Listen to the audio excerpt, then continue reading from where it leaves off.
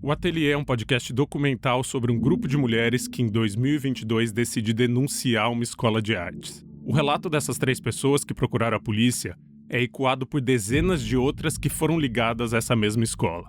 Essa reportagem procurou ouvir todas as pessoas envolvidas. A investigação ainda está em curso e até o momento da publicação desse episódio não houve condenação. Essa série tem descrição de violência física e sexual, e também de abusos. Esse episódio de O Ateliê tem o apoio de NordVPN. VPN, a gente já sabe, é aquela ferramenta para conectar a internet como se a gente estivesse em outro país, trocando a localização virtual com um clique. E eu já sabia que a NordVPN servia para assistir streaming de séries e filmes que ainda não foram lançados no Brasil. O que eu não sabia era que usar NordVPN protegeria também minha privacidade online, todos os detalhes do meu cartão de crédito, minhas senhas e minhas informações pessoais. E também as entrevistas que eu fiz para esse podcast. Agora, eu sei disso e uso o NordVPN, inclusive no meu celular. A NordVPN oferece para os ouvintes de O Ateliê um desconto especial para que você também se proteja. Para acessar esse desconto exclusivo, é só clicar no link nordvpn.com/oateliê. E você também vai ter um bônus de presente. Se NordVPN não funcionar para você também, tá tudo bem. Você pode pedir um reembolso em até 30 dias depois de começar a usar. O link é nordvpn.com/oateliê. Nord é NORDVPN. O link também está na descrição desse episódio. Quer ouvir agora todos os episódios de O Ateliê que vão ser publicados nesse mês? É só apoiar o podcast por R$ 9,90 mensais. Os assinantes podem ouvir todos os episódios de fevereiro na primeira quarta-feira. Assinar é simples, leva menos de 1 minuto e custa menos de R$10. O link para se tornar um apoiador ou uma apoiadora está no texto de descrição desse episódio. É só clicar lá. Durante os 6 meses de investigação desse podcast, eu tive acesso a centenas de vídeos, aulas e sessões práticas do Ateliê do Centro gravadas pelos próprios discípulos, amando de Rubens Espírito Santo. Esses vídeos eram públicos, e a maioria das aulas era comandada pelo mestre da escola.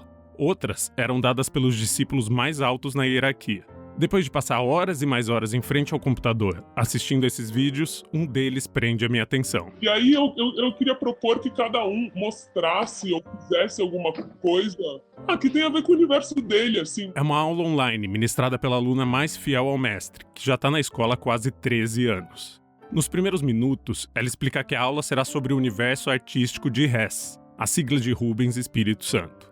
O encontro é virtual e aconteceu em 11 de junho de 2020. O que eu queria propor, já começar agora, também é contar da experiência dela no almoço hoje, e se ela quiser também se sentir apta para contar sobre a nova teoria de arte do Hess. Nossa Senhora! Como já deve ter dado para desconfiar, Hess é o acrônimo de Rubens Espírito Santo. E é assim que os discípulos se referem a ele quando falam um com o outro. Hess. Quando ele está presente, é mais comum que o chamem de mestre. De volta à aula. A discípula, que também é professora, passa a bola para outra discípula. Pede que ela descreva o almoço que teve com o mestre naquele dia. A jovem, então, abre um e-mail sobre a experiência que enviou para a turma toda minutos antes da aula. 10. Assim que eu dei a primeira garfada, aqueceu minha aura. 11. Muita delicadeza. 12. Muita fé. 17. Era um sabor totalmente desconhecido, mas possível, pois eu comi aquilo. Acredito que o método tem dessas. Ser totalmente desconhecido, mas possível, pois existe o Rubens. A discípula faz uma lista com 38 impressões sobre o que foi observar Rubens cozinhar. Ele fez baba ganoush, hummus, arroz com brócolis, filé de carne com alho e feijão com calabresa. Ela diz o que sentiu ao colocar na boca a comida preparada por Hess. No item 38, ela declara sua admiração e seu amor pelo mestre. 38. Se conheço algo do amor, sei que eu te amo muitão. Eu sou Chico Felitti e esse é O Ateliê, um podcast que investiga denúncias de jovens contra o Ateliê do Centro. O Ateliê se vende como uma escola alternativa de arte que existe há 25 anos no coração de São Paulo.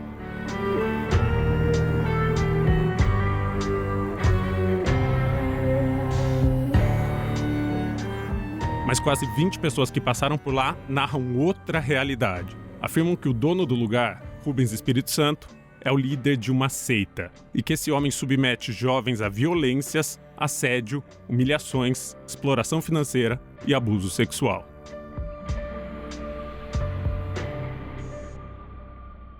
Episódio 6. Amor à arte, ou ao artista.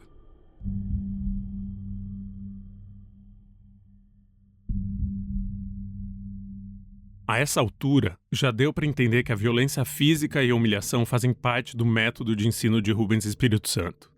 Esse padrão de abusos foi confirmado por Mirella e por mais de 20 ex-fiéis e ex-funcionários que passaram pelo ateliê nas últimas 2 décadas. Ele já pegou em todos os meus membros, ele já me xingou de tudo, ele já me enforcou até eu abrir a boca e cuspiu na minha boca. Vídeos que estão publicados na internet para todo mundo ver revelam que o domínio faz parte do trato do mestre com os discípulos. Como esse aqui, de uma aula sobre o método RES em 30 de julho de 2021. Esse podia ser o primeiro assunto sério dessa aula hoje, né? É a sorte e a desgraça. A sorte e a desgraça de conviver com o mestre. Rubens está escrevendo a frase na lousa. Cerca de 10 pessoas estão sentadas formando uma roda. Além dos discípulos, há mulheres jovens participando da aula. São convidadas. Eu tenho que resolver com vocês questões tão horrivelmente primárias que aí a gente não pode conversar sobre Chekhov. Me explica o que estava fazendo antes que não estava organizado essa merda. Né? Rubens está irritado. O espaço não está organizado do jeito que ele exige que esteja. Ele se levanta e dá ordens, segurando um charuto em uma das mãos. Dá uma olhada aí em todos os lugares que tem mesa. Dá uma geral, assim. Bate o olho. Cara, vocês vivem como ratos. Ele sobe o tom. Isso não é espaço de um ser humano. Isso é espaço de rato, cara. Cara, é um vexame. Ver a zona que tá esse espaço, meu. Nem mendigo de rua vive desse jeito. Começa a falar sobre si próprio. Porque eu sou um cara que tem um puto apartamento, que tem uma biblioteca de 6.000 livros. Porque eu passo 5 dias da minha semana só me organizando. O clima tá tenso. Rubens é o único que fala. Os ouvintes parecem envergonhados, como filhos arrependidos depois de levar uma bronca.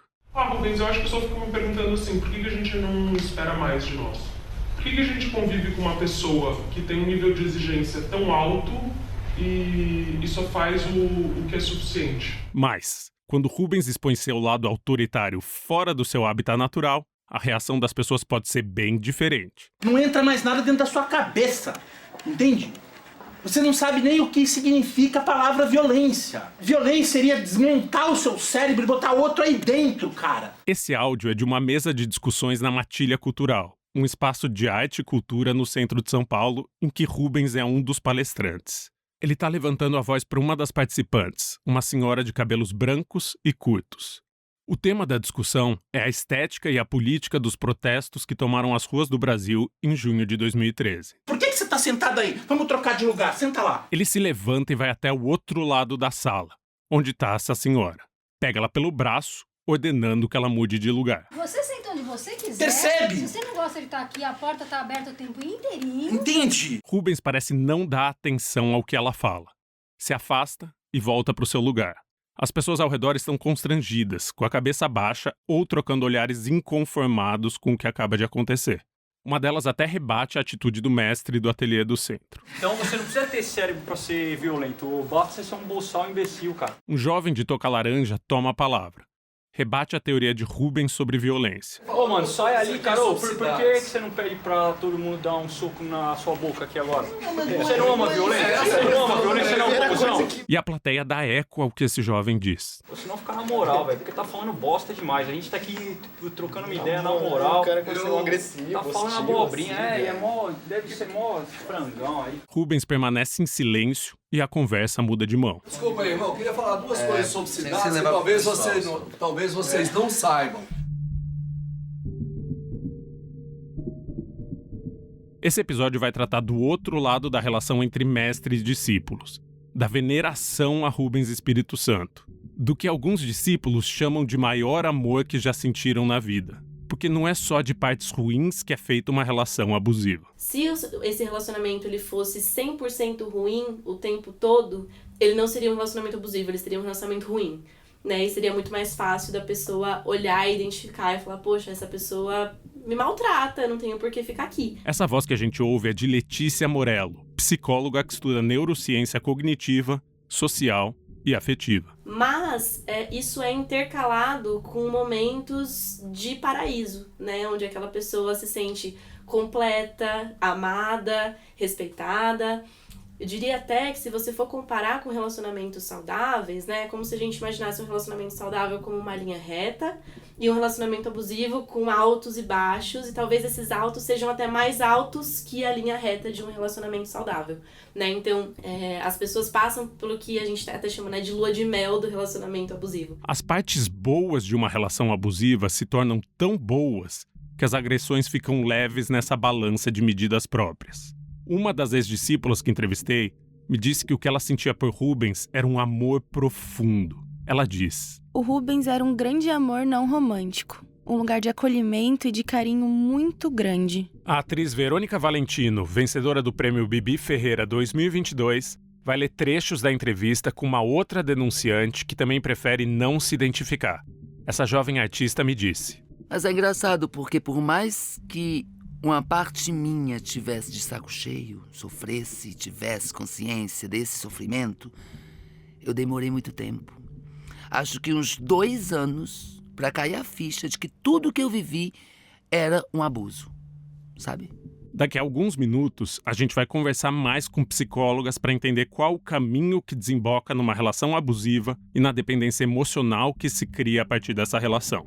Antes da gente ir mais fundo, vamos ver situações que mostram que Rubens não era só o líder do ateliê do centro. Era também o sol na vida das pessoas que entram e ficam por lá. Que essas pessoas moldam toda a sua existência à existência do mestre. E que admiram e nutrem afeto por Rubens Espírito Santo.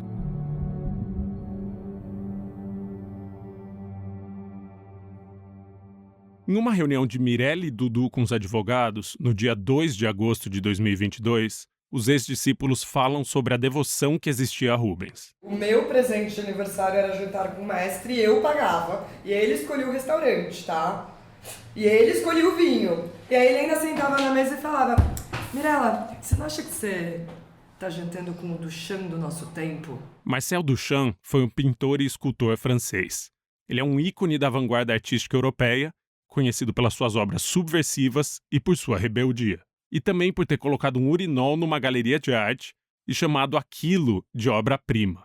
Passados 100 anos, o urinol tem um valor estimado em mais de 10 milhões de reais. Mas na casa dele, eu tinha que fazer café da manhã para ele, almoço, jantar, massagem no pé, aquela maquininha que tira a casca do pé do cara, sabe? Já fiz isso também. Mirella dá mais exemplos da sua devoção a Rubens. Mas eu trabalhava para ele, ou seja, desde fazer supermercado para casa dele, até massagem no pé dele, de fazer até a mudança dele. Mudança pintar a parede da casa dele, cozinhar para ele, móvel, tudo. Só não precisava dar banho nele. Dudu entra na conversa. Diz que a única coisa que não faziam pelo mestre era dar banho nele. Antes de concordar com um amigo, Mirella precisa pensar por alguns segundos. Cara, eu acho que eu não dei banho nele. Mirella precisou vasculhar sua memória para ter certeza que não deu banho em Rubens. E também precisou de anos depois de romper com o ateliê para mudar a chave do que viveu lá dentro, de algo que se parece com amor para algo que se parece com abuso, de aluna para vítima. Eu ainda tenho dúvida se esse cara vai ser preso. Tipo, eu quero entender que eu não tô louca, entendeu? Porque óbvio que ele vai falar, ela tá louca, vai inventar, sei lá, se eu já fui apaixonada por ele, alguma coisa, sabe assim? Ela teme que Rubens use essa devoção dos discípulos e das discípulas como uma armadura para os crimes que ela e mais uma dezena de ex-fiéis afirmam que ele cometeu. Porque lá a gente tem um monte de e-mail que a gente manda pra ele: ai, mestre, obrigada por existir, por me fazer entender sei lá o quê. Mirella me manda centenas de e-mails, entre eles esse, de 26 de agosto de 2017. Nele, ela escreveu: Rez, meu mestre, ultimamente tenho muita dificuldade de chorar e pra mim isso é terrível.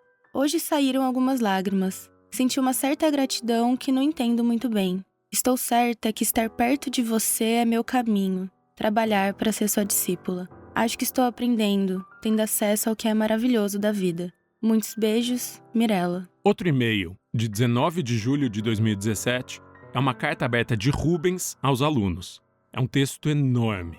A Beatriz Trevisan vai ler alguns trechos. Devo tudo que tenho a vocês. Se sou o que sou, devo a vocês. A grandiosidade de vocês me aceitarem em suas vidas.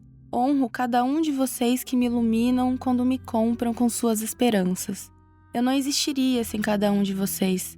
Cada minúscula partícula de cada um me purifica, me nutre de uma coisa mágica. A esse texto, Mirella responde. Rubens, com meu choro é inevitável te responder sobre um pouco do meu amor. Estou com você, sou sua discípula e pertenço ao seu método.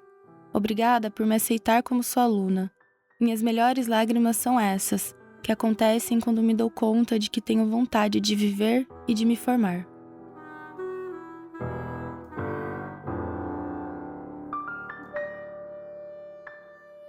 As centenas de vídeos de aulas e sessões práticas do ateliê do centro que eu assisti durante essa investigação também deixam clara como era a veneração a Rubens. Em uma dessas aulas, do dia 11 de junho de 2020, uma discípula descreve o almoço que teve com o mestre naquele mesmo dia. A aula aconteceu no meio da pandemia, por Zoom, aquele programa de videochamada que entrou nas nossas casas durante a quarentena. Os alunos e alunas aparecem em caixinhas retangulares na tela, são uma dúzia. Cada um está num ambiente diferente. Decoram a tela virtual com prateleiras cheias de livros, plantas, quadros de arte ou só com uma parede branca mesmo. A maioria parece estar em casa. Apenas um está no ateliê. E todos estão leves e sorridentes. 1. Ingredientes que eu vi. Berinjela, paio, bife passion, feijão, arroz, alho, estragão, sal, pimenta, temperos res, brócolis. A aluna está lendo um e-mail. É um texto em formato de lista. Nela, a discípula narra suas percepções ao observar Rubens, que não é cozinheiro, fazer o almoço. 7. Muita concentração. 8. Muita violência. 9. Muito amor. Eu estava tão fascinada com aquela atmosfera que não consegui me dedicar e me conectar profundamente com as batatinhas. 22. Esse é um fator fudido da gastronomia do Hess. Ele nunca estudou gastronomia. Ela fala quais foram os pratos que Rubens preparou. Nomes conhecidos da mas que não eram como a conhecia. Baba ganoush com uva passa. Hummus. Arroz branco com brócolis feito a partir de um caldo. Carne com tempero de estragão e alho. E um feijão com paio que nunca comi igual na minha vida. Diz o que sentiu ao dar a primeira garfada. 26. Deu muita vontade de viver pra muita mesmo. Faz um parêntese para dizer que entende sobre gastronomia e que já comeu em alguns dos melhores restaurantes do mundo. 16. Já comeu em diversos restaurantes com estrelas Michelin. Sinto que isto é um dado importante. E que, mesmo assim, ficou maravilhada ao experimentar a comida preparada por Rubens. 30.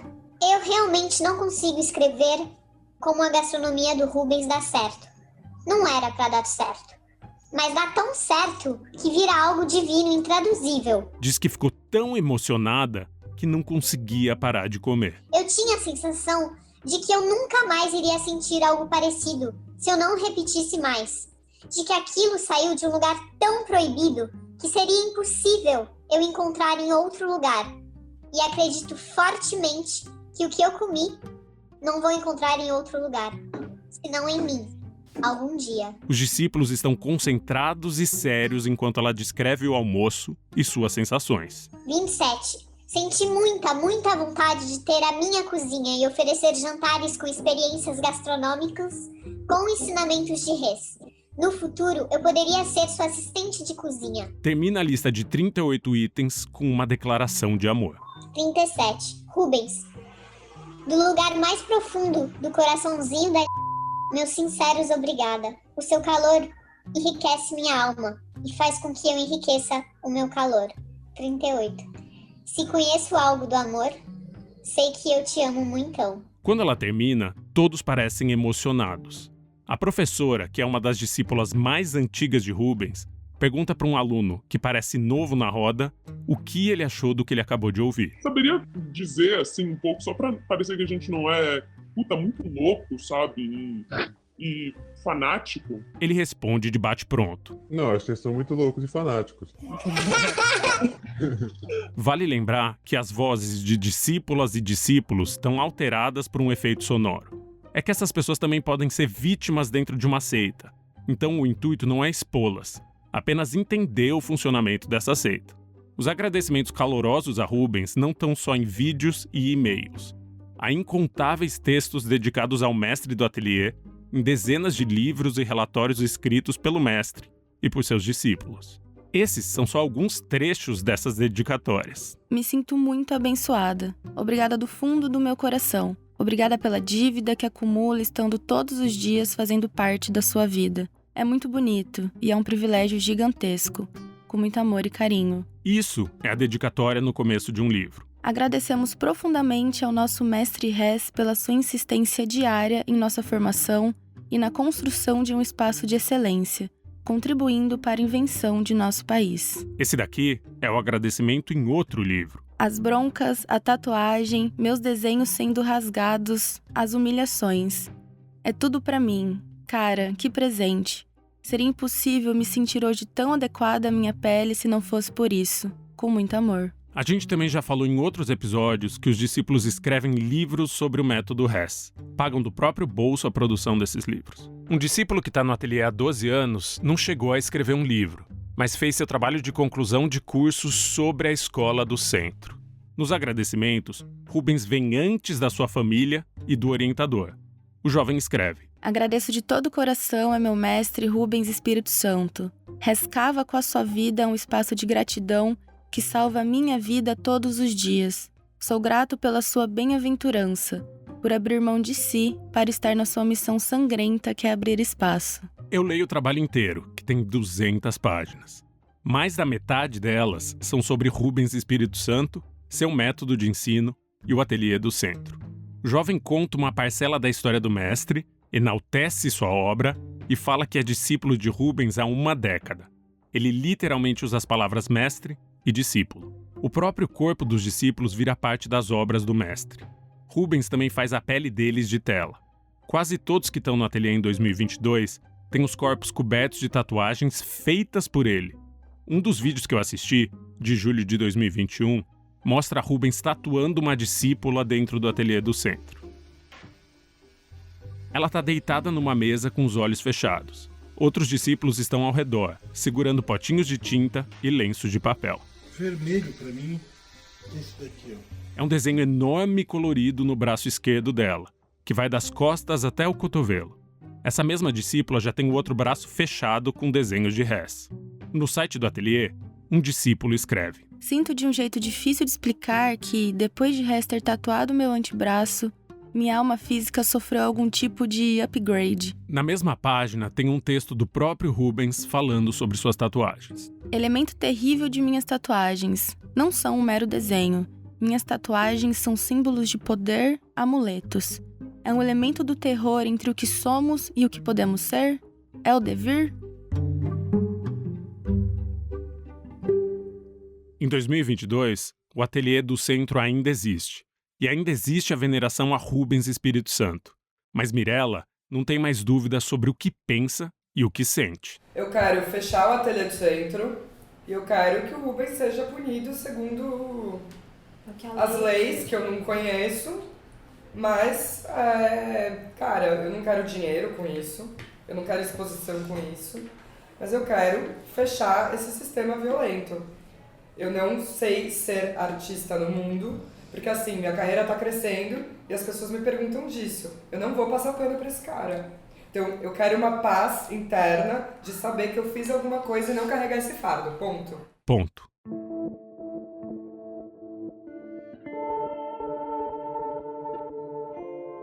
Toda vez que eu e o Chico conversamos sobre o ateliê do centro, um assunto que sempre pipoca é: como é que tanta gente foi parar numa seita no coração de São Paulo? A gente procurava justificativas. A resposta mais óbvia que vinha na minha cabeça é que uma seita funciona nos moldes de um relacionamento abusivo. Mas isso é só uma hipótese. Eu não consigo responder essa pergunta. Por isso, fui até o Instituto de Psicologia Social da Universidade de São Paulo atrás de quem pode me dar essas respostas. É 12 de setembro, uma segunda-feira nublada na capital paulista. Pego um ônibus na Rua da Consolação e vou até a cidade universitária, como é chamado o campus da USP. O lugar parece um grande parque cortado por prédios imponentes, com pilares e vãos enormes.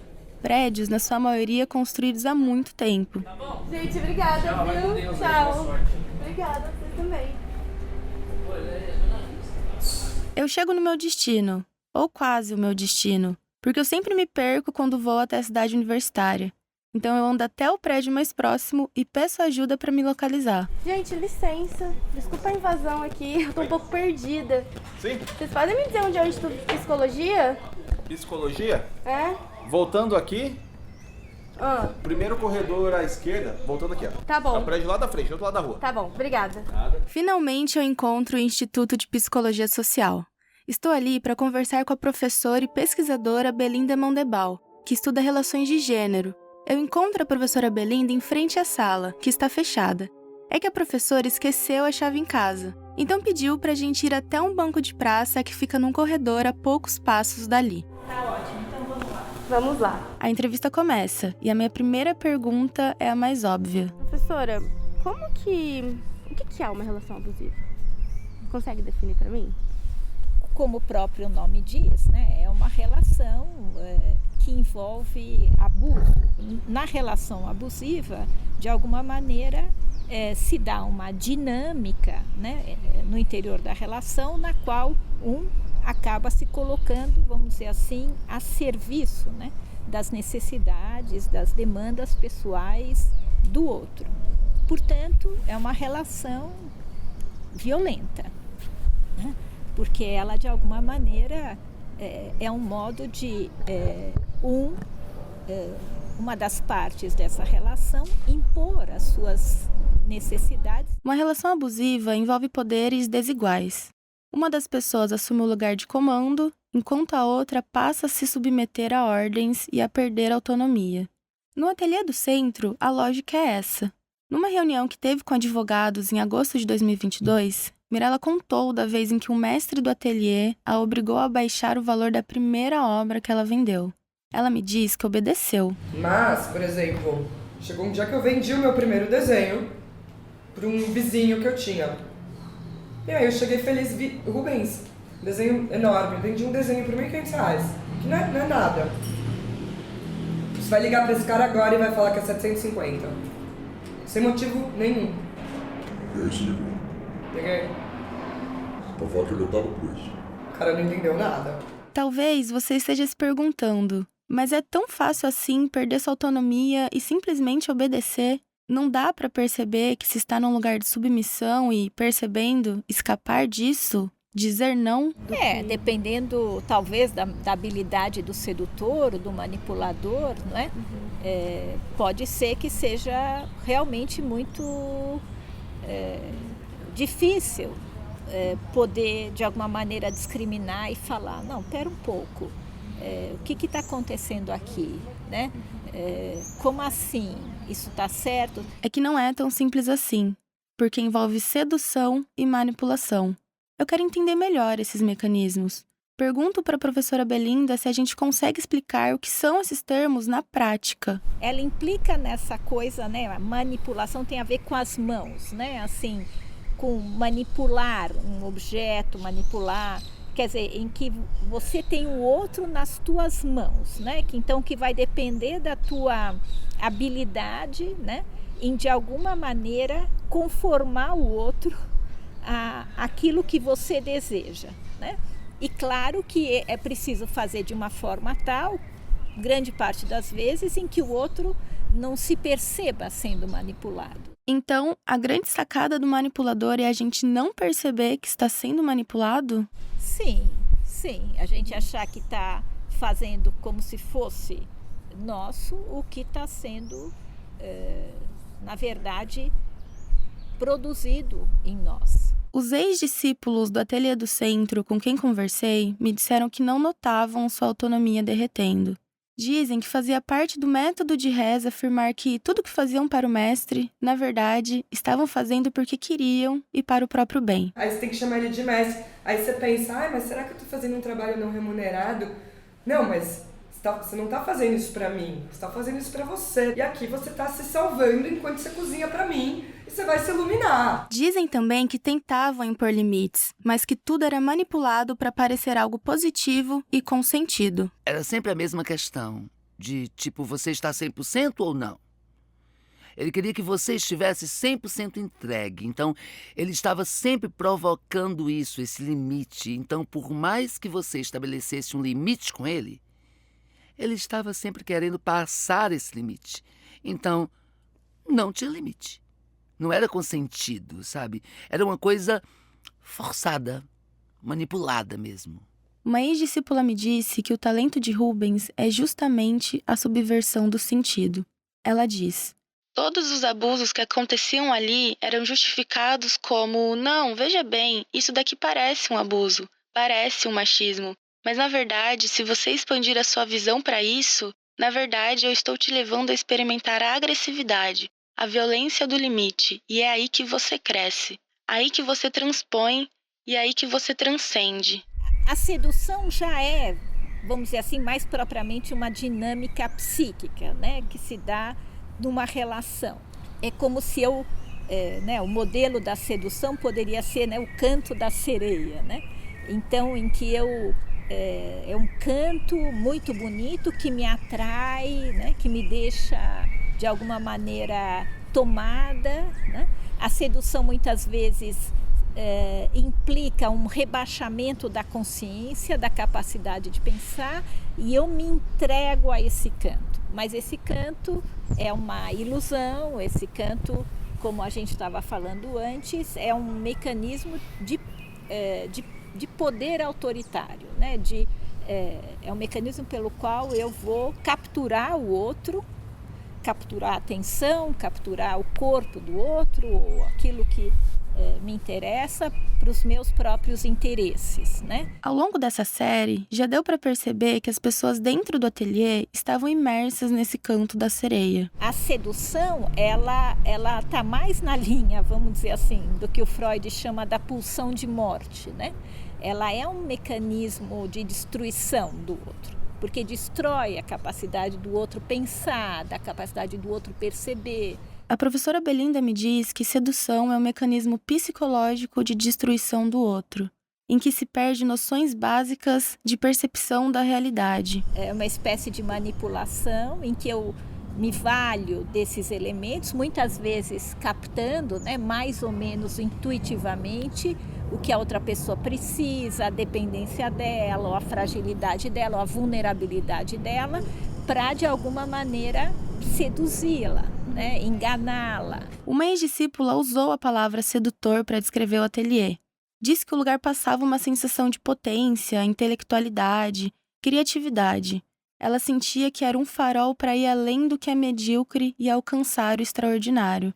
Nas reuniões com advogados em 2022, Mirella diz que o método de Hess até tinha uma reputação, mas os ganhos pareciam ser muito maiores. Eu ouvia falar que ele tinha um método muito duro, assim, mas que você, começava a ler umas coisas, uns livros aí de filosofia. E aí depois ele começa a vender um sonho que você pode ser um puta artista sendo assistente dele, e basta. De volta à entrevista com a professora Belinda. Ela aumenta a régua para explicar como é difícil reconhecer a manipulação. Imagina quando você está numa situação grupal, né?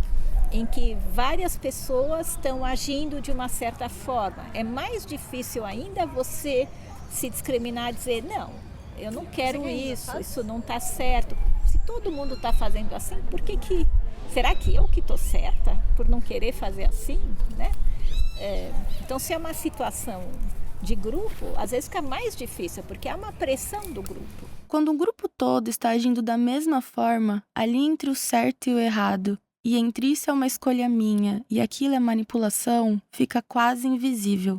E a gente já viu até aqui vários exemplos do quanto os discípulos realmente admiravam o mestre e acreditavam na proposta do método do ateliê do centro. E eu acreditava naquilo. Eu acreditava que eu estava fazendo algo revolucionário. Todo mundo aí que tá lá acredita.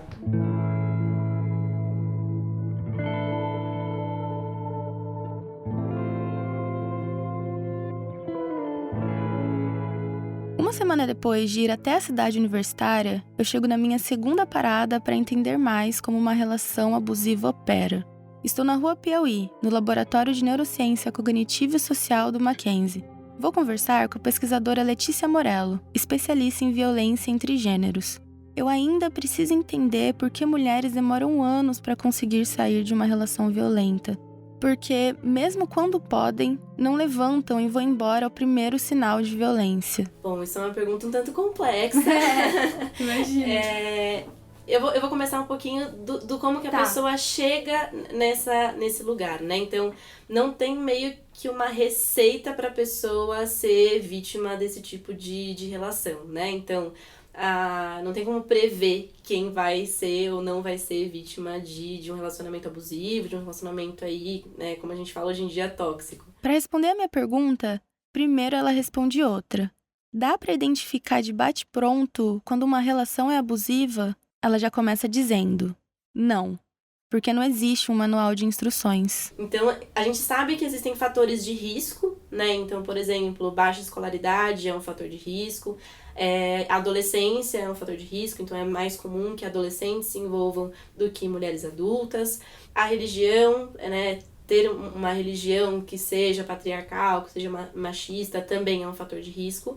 Mas eu tô frisando que são fatores de risco porque elas não são receitas, né? Então, não é toda adolescente que vai entrar num relacionamento abusivo, não é toda pessoa religiosa, não é toda pessoa que não tem escolaridade. Então, são vários fatores que podem contribuir para a pessoa ter essa suscetibilidade, né? Para ser mais suscetível a entrar num relacionamento abusivo. Letícia vai detalhando para mim cada tijolo que constrói uma relação abusiva até a mulher se perder da saída. Diz que, por mais que existam sim fatores de risco que levam mulheres a uma relação abusiva, não tem regras. E a primeira fase desse relacionamento, muito provavelmente, vai ser um paraíso, né? Vai ser uma daquelas luas de mel. Então ele vai me tratar super bem, ele vai ser a melhor pessoa que eu já conheci na minha vida, ele vai me dar presentes, ou ele vai melhorar aspectos da minha vida, ele vai me apresentar pessoas super legais. E assim, né? Não é de cara, né? A pessoa não tá ali 100% maravilhosa com você e a primeira coisa que você fizer, ela vai te dar um soco, né? Geralmente ela vai fazer uma crítica um pouco mais dura, de um jeito desrespeitoso, mas que você fica, putz, será que foi só um jeito da pessoa falar ou isso realmente é um desrespeito? E aí você vai aceitando cada vez mais, sabe? A ponto de você chegar num nível que você perdeu todos os seus limites ali, ultrapassou todos os limites do que você considerava saudável, do que você considerava respeitoso, enfim. Além de não ter regras, as agressões não mostram sua verdadeira cara logo de primeira. Começam com um xingamento, uma resposta mais grosseira e vão escalonando com o passar do tempo. Então você tem um episódio de agressão e seguido desse episódio ou uma demonstração de arrependimento ou uma explicação do porquê que aquele episódio de agressão aconteceu e de uma maneira que manipule os fatos para que faça sentido para a vítima, né, e que aquilo adquira um sentido. Não, então realmente ele me bateu, mas a errada sou eu que fiz alguma coisa, né? Então, por isso que é tão difícil de você se desvencilhar, né? Porque toda a sua percepção sobre o que está acontecendo, ela fica distorcida mesmo. Quando o agressor começa a mostrar as garras, alterna os momentos de abuso com demonstrações de carinho e amor ou com explicações para suas atitudes. Uma ex-discípula me disse que ao mesmo tempo que o Rubens suga a porra da sua alma, ele se coloca de um jeito muito generoso. Outra, que se juntou a Mirella para denunciar Rubens à polícia, me disse que depois de episódios de agressão, ele tentava explicar por que fez o que fez. Ou então pedia que a discípula ou o discípulo se justificasse. O outro fiel vinha e se explicava pelo mestre. Você vai se acostumando, né? A gente se acostuma com tudo, infelizmente. A psicóloga com quem eu converso numa tarde de setembro em 2022 me diz que esse vem e vai ofusca a visão da vítima. Os sinais ficam confusos. E ela acaba se acostumando com essa nova realidade. Isso começa a realmente ficar meio distorcido, né, dentro da realidade da pessoa que está sendo agredida. E é isso, ela começa a maximizar todos os bens, né, todos os ganhos que ela tem ali, não necessariamente financeiros, mas afetivos, etc., e minimizar o sofrimento que ela passa. As agressões perdem seu significado. Não é por acaso que pessoas em dinâmicas abusivas nutrem sentimentos bons pelo abusador, porque ele não é um abusador o tempo todo. Então, retomando. A gente já viu que é uma relação abusiva, entendeu como a manipulação e a sedução soterram a autonomia de quem está sendo oprimido, que não dá para prever uma relação violenta e que o agressor mistura hostilidade com afeto. Mas ainda falta uma peça muito importante para completar esse quebra-cabeça. E o que falta é a violência psicológica. E ela é usada de várias formas. O agressor afasta a mulher do mundo externo. Essa pessoa te afasta dos seus ciclos sociais. Ela começa a dizer que, por exemplo, seus amigos não são o suficiente para você e aí te afasta dessas amizades. Que a sua família interfere muito no seu relacionamento e aí te afasta da sua família. De uma maneira que você vai ficando tão isolada, né, dentro do seu dia a dia, que você passa a não ter mais contato com a realidade e aí você perde parâmetro do que é saudável e do que não é saudável. E você perde também a sua rede de apoio, né? Você perde as pessoas para quem você contaria que você tá sofrendo um abuso, né? Então essa é uma das coisas principais que acontecem, assim, é você ficar isolada. O agressor destrói a autoestima da vítima. Uma das outras coisas é a pessoa ir minando a sua autoestima. Né? Então, num momento ele tá super bem com você e no outro ele fala mal da sua aparência, ele fala que você engordou e que isso é horrível, ele fala que você não merecia estar no cargo que você tá, né? E isso vai realmente te desestruturando. A gente também já mostrou como alunas e alunos do ateliê do centro se sentem cada vez mais inferiores e extremamente inseguros.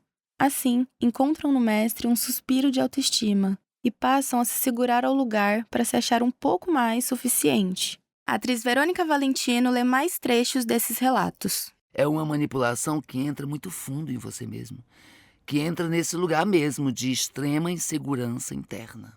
Então pode ser que essa pessoa, por exemplo, sinta, né, e tenha sido convencida de que o único lugar em que ela é aceita e o único lugar em que ela pode ser minimamente feliz é ao lado desse agressor. Daí, tudo isso causa uma dependência emocional. A vítima passa a acreditar que precisa permanecer onde está. Tem a sensação de que precisa daquilo. Existem uma série de fatores que podem contribuir para que essa mulher fique. Acredito eu que o mais comum deva ser justamente essa dependência emocional e o fato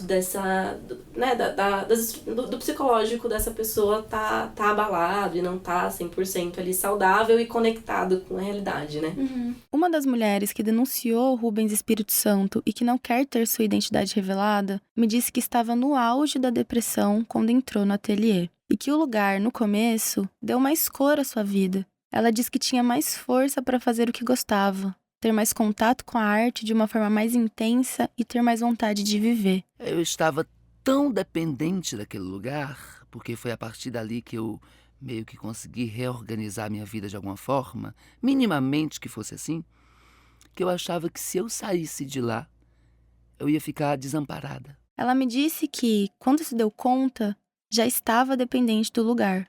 Que, antes de romper com o ateliê, sentia que precisava ser discípula de Rubens e que voltaria à estaca zero da depressão e do desamparo se saísse de lá. Mulheres não levantam e vão embora ao primeiro sinal de que estão numa relação violenta porque ela se desenha em pequenas pinceladas. E a violência ocorre por dentro, muito antes de ter um nome. Eles usam muito aquela metáfora do sapo na panela de água quente. Se você joga água quente de uma vez no sapo, ele vai sair correndo, sair pulando e, né, se defender. Agora, se você bota o sapo numa panela de água fria e vai aos pouquinhos esquentando essa panela, pode ser que aquele sapo morra cozido e não saiu dali, né? Porque ele não percebeu essa variação de temperatura. Eu tenho respostas para as minhas perguntas. Agradeço a Letícia e vou embora. E é isso, muito obrigada. Foi sensacional. Eu que agradeço por ter conversa. conversa. Dali, vou me encontrar com o Chico para entrevistar mais um ex-discípulo que decidiu romper o silêncio e ser uma testemunha de tudo que Mirella viveu dentro do que eles afirmam ser uma seita. Na caminhada de 15 minutos do Mackenzie até a casa do Chico, penso que a pergunta que me levou a conversar com psicólogas é a mesma que mulheres vítimas de violência fazem para si mesmas. Como é que eu fui parar ali? Por que deixei passar tanta coisa? Mirella e ao menos outras 3 ex-discípulas me dizem que são essas dúvidas que mais ressoam depois de romper com o ateliê. Uma das coisas mais difíceis de lidar é por que eu deixei passar essas coisas. O que em mim me fez naturalizar isso, sabe? Tipo, não sei. As coisas mais pesadas que eu vivi lá foram de ordem psicológica. É aquilo que ressoa, que mais ressoa. É o resquício dessa pressão, dessa autocobrança. Em algum lugar, eu ainda tenho que ficar limpando as marteladas que ele dá na minha cabeça, sabe? Sobre as coisas que eu deveria estar fazendo e não tô. Na teoria, eu tenho essas respostas. Na prática, fica martelando na minha cabeça. Por que mulheres ainda têm que carregar uma culpa por ser vítima de um abusador?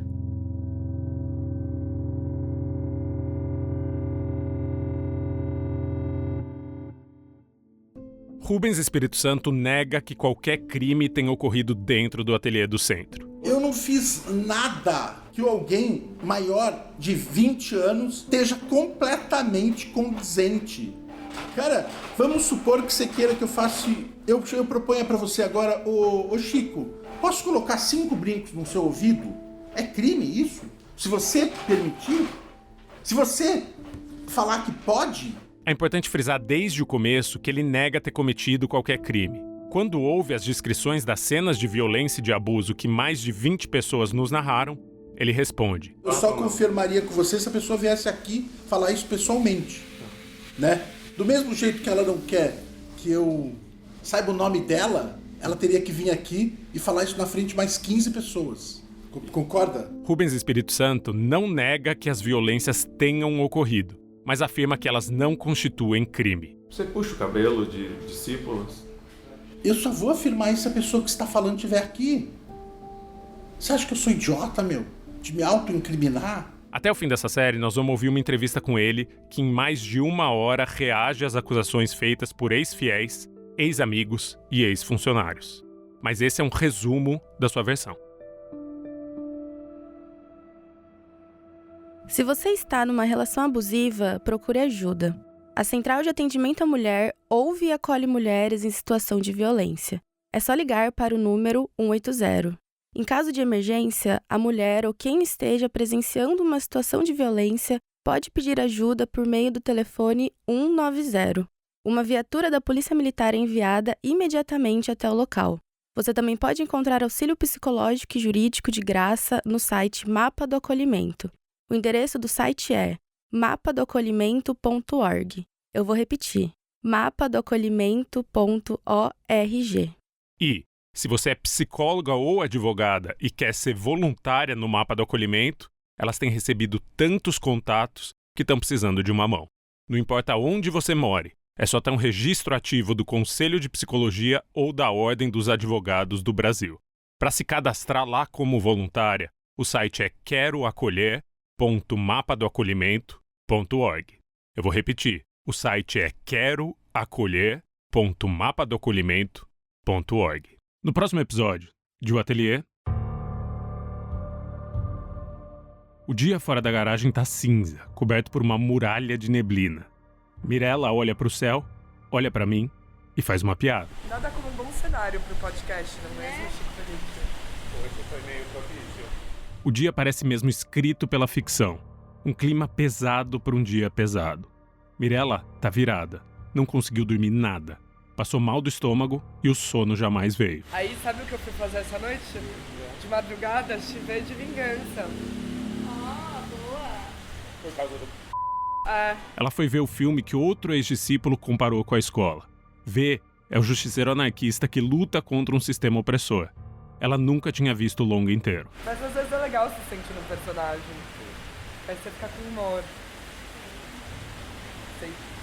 Qualquer coisa pra esvaziar isso que você falou, que eu acho que precisa serve, sabe? São 9h17 da manhã.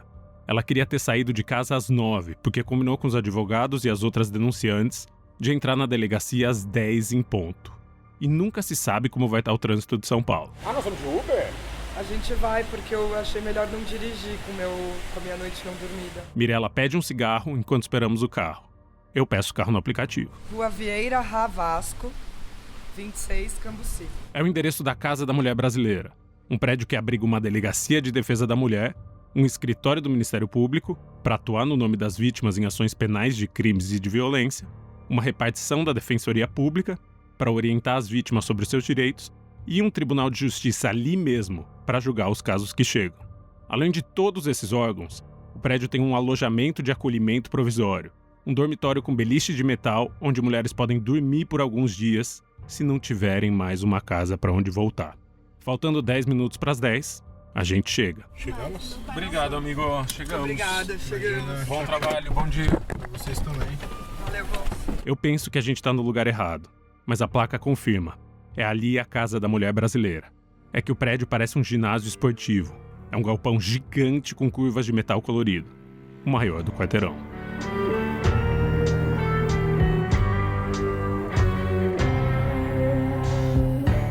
O Ateliê é um podcast da Pachorra Felite, áudios, livros e filmes. Eu sou Chico Felite, criador, roteirista e apresentador. Eu sou Beatriz Trevisan, produtora e apresentadora. Esse episódio teve a participação especial de Verônica Valentina. A produção executiva é de Renan Bianco e a Maria Leite também produziu esse episódio. A edição e a direção de som são do Luan Alencar. A trilha sonora é de Vitor Oliveira. Pedro Fida é consultor jurídico e também responsável pelos Business Affairs. A arte de capa é de Catarina Pignato, sobre tela de Mirella Cabral. A gerência dos canais do podcast é de Domênica Mendes. O Eduardo Giuntini Martini também prestou consultoria jurídica. As narrações foram gravadas na agência de podcasts em São Paulo. Próximo episódio vai ao ar na quarta-feira que vem. Nesse meio tempo, eu posso pedir que você siga o podcast na sua plataforma predileta. E se achar merecedor, dê uma nota pra gente. E, se você quiser ouvir agora os 4 episódios que vão ser publicados no mês de fevereiro, você pode. Agora. Já. É só virar um apoiador de O Ateliê por R$ 9,90 mensais. Os assinantes podem ouvir todos os episódios do mês na primeira quarta-feira. São 4 episódios.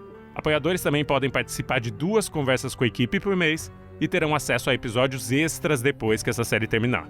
Assinar é simples, rápido e custa menos de R$10. O link para se tornar um apoiador ou apoiadora está na descrição desse episódio. É só clicar lá. Uma investigação dessas exige tempo e exige recursos. E é por isso que a gente agradece seu apoio. Obrigado e até breve.